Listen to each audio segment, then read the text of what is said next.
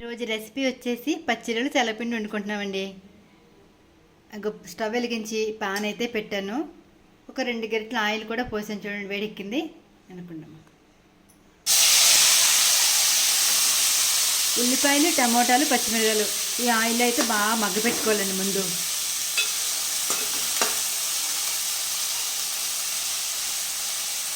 ఉల్లిపాయలు అనేది మగ్గిపోయినాయి చూడండి. ముందుగా కడిగి పెట్టుకున్నానండి పచ్చిరొయ్యలు. క్లీన్ చేసి శుభ్రంగా కడిగి పెట్టుకున్నాను. ఇప్పుడు రొయ్యలు అయితే ఇందులో వేసేసుకుందాం. తెల్లపిండి అనేది నెలకు ఒకసారి తింటూ ఉండాలండి. హెల్త్కి చాలా మంచిది, మన ఆడవాళ్ళకి మరీ మంచిది. ఒకసారి తిప్పేసుకుందాం.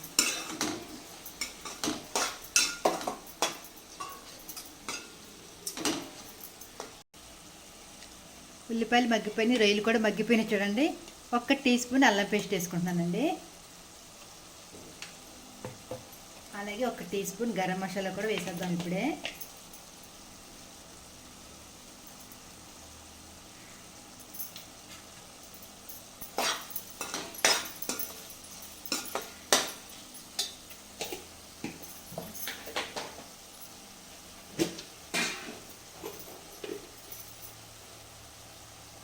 ఒక టీ స్పూన్ కారం కూడా వేస్తున్నాను.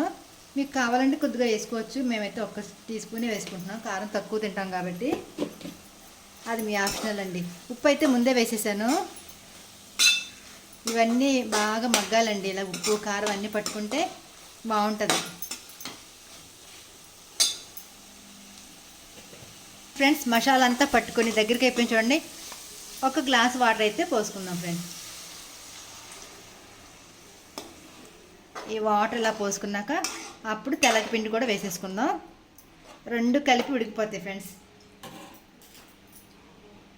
3 స్పూన్ తెల్లపిండి ఇలా రెడీ పెట్టుకున్నాను.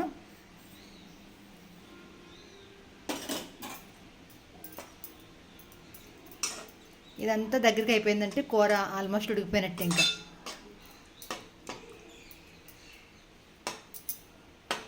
కూర అయితే రెడీ అయిపోయిందండి. కొంచెం కొత్తిమీర కూడా వేసేసుకుంటే ఇంకా చాలా బాగుంటుంది. అలాగే ఫ్రెండ్స్, ఎవరైనా మన ఛానల్ ఫస్ట్ టైం చూసినట్లయితే సబ్స్క్రైబ్ చేసుకోండి, అలాగే లైక్ చేయండి. Thank you for watching.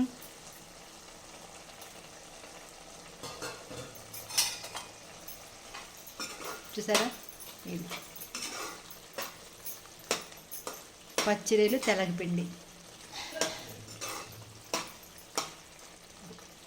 Stove off చేసుకుందాం.